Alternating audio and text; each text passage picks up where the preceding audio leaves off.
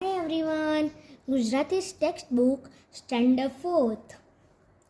तो पहला पहला आपका वो है तमे शू खाशो।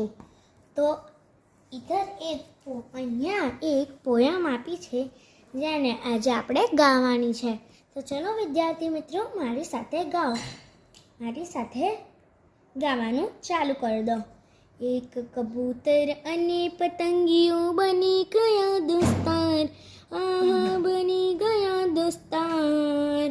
અહીં તહીં એ ઉડવા માટે ટીપ ટોપ તૈયાર, ઓહો ટીપ ટોપ તૈયાર। ચકલો ચકલી આંખો દાડો ઉડતા ફર ફર, આહા ઉડતા ફર ફર। ચટપટ સુગરીના સપનામાં વાંદરાભાઈનું ઘર, ઓહો વાંદરાભાઈનું ઘર। વાંદળા ટોળી વડલા ડાળે કરતી હું પાહું, આહા કરતી હું પાહું। કોમડી મરઘી કામ કરે છે કેવી ચૂપાચું, ઓહો કેવી ચૂપાચું। બિલ્લુની બિલ્લીએ પગમાં બાંધ્યા છે ઘૂંઘરું, આહા બાંધ્યા છે ઘૂંઘરું। ઉંદર ઘૂસપૂસ કરતા જાદુ કરી ગયું ઝુમરું, ઓહો જાદુ કરી ગયું ઝુમરું। તો આ પોયમમાં કહેવામાં આવ્યું છે કે એક કબૂતર અને પતંગિયું બની ગયા દોસ્તાર। એક કબૂતર હતું અને એક પતંગિયું હતું, એ બે બની ગયા દોસ્તાર। અહીં તહીં એ ઉડવા માટે ટીપ ટોપ તૈયાર। એ ઉડવા માટે એટલે કે અહીં એટલે તમારે જ્યાં બી ચાલવું હોય એવું તમે ચાલો ને, એવી જ રીતે એ ઉડે, એવી જ રીતે ટીપ ટોપ તૈયાર થઈ ગયા। ચકલો ચકલી આખો દાડો ઉડતા ફર ફર। ચકલો અને ચકલી બે સરખા જ ને, તો આખો દાડો ઉડ ઉડ ઉડ કરે, જેમ તમે બોલ બોલ કરો ને એવા જે હેડ હેડ કરે। ફરી ચટપટ સુઘરીના સપનામાં વાંદરાભાઈનું ઘર। હા, તમે અગર થર્ડ સ્ટેન્ડર્ડમાં તમે ભણતા હશો તો તમારે આ આખી પોયમ બેઠી તમારે પોયમની સ્ટોરી આવી હશે, તમે જાણતા હશો। ચટપટ સુગરીએ એમને સલાહ આપી હતી કે ઘર બનાવી લો, ઘર બનાવી લો, પણ ના બનાવ્યું।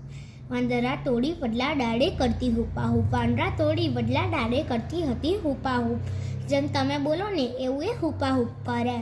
કોમડી મરઘી કામ કરે છે કેવી ચૂપાચૂપ, કોમડી મરઘી કામ કરે છે ચૂપાચૂપ, એકદમ બોલ્યા વગર। બિલ્લુની બિલ્લીએ પગમાં બાંધ્યા છે ઘૂંઘરું, બિલ્લુની બિલ્લીએ પગમાં બાંધ્યો છે ઘૂંઘરું।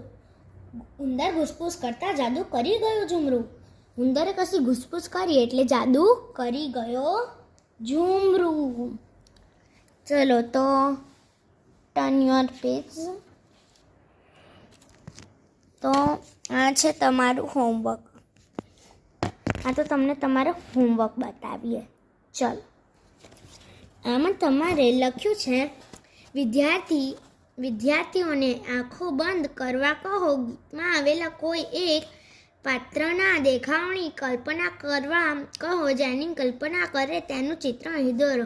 આ તમારું હોમવર્ક મેં અહીંયા બટરફ્લાય ડ્રો કર્યું છે અને નીચે વાક્યોમાં લખ્યું છે પતંગિયું મને ખૂબ ગમે છે, તે બહુ સુંદર હોય છે, એ બહુ રંગીન હોય છે। આવી જ રીતે તમે તમારી રીતે કરી શકો। આ મયુરપુરીમાં પાર્ટી સ્ટોરી છે। આ તમને તમારા જે બી ક્લાસ ટીચર હશે એ તમને સમજાવી દેશે। તો ચાલો આ બી બદલો। અહીંયા આગળ આપ્યું છે કે પહેલી ચપટીએ પૂરણપોળી, આ હા હા હા। બીજી ચપટીએ બટાકાવડા, આ હા હા હા। ત્રીજી ચપટીએ ટમેટો સોસ, આ હા હા હા। ચોથી ચપટીએ ચૂરમાના લાડુ, આ હા હા હા। પાંચમી ચપટીએ રસપૂરી, આ હા હા। છઠ્ઠી ચપટીએ દાળ ભાત, આ હા હા। સાતમી ચપટીએ સિંહ આવ્યો, બધાએ બૂમાબૂમ કરી મૂકી।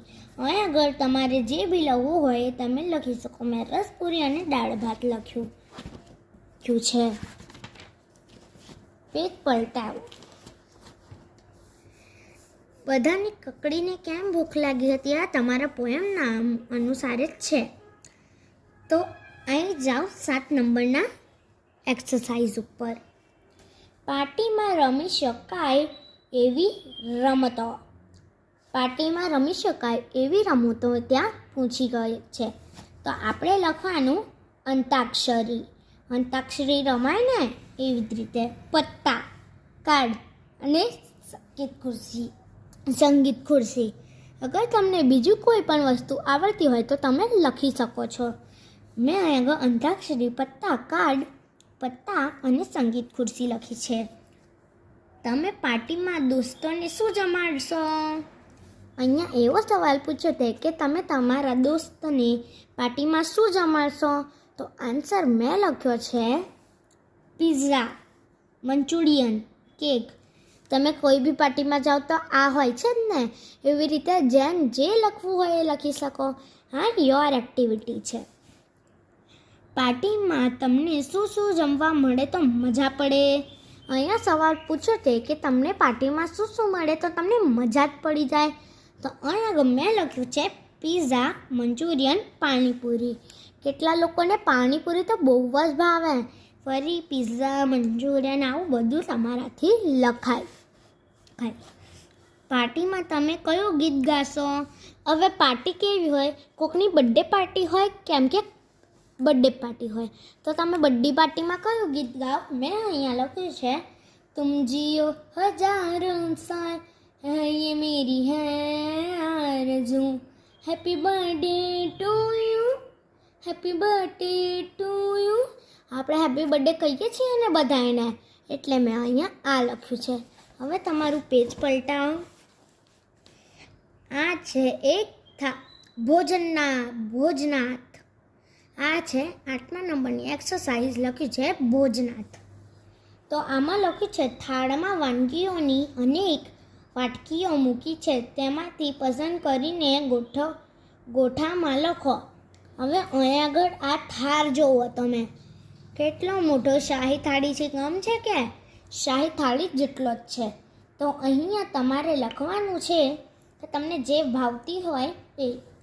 તો પહેલું બોક્સમાં છે ખૂબ જ ભાવે. તમને જે બી વધારે આમાંથી ભાવતું હોય એ તમારે અહીંયા લખવાનું છે.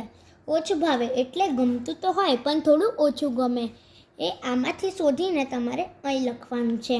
સાવ ના ભાવે, તમને જે બિલકુલ ના ગમતું હોય, બિલકુલ નહીં, એ તમારે અહીંયા લખવાનું છે.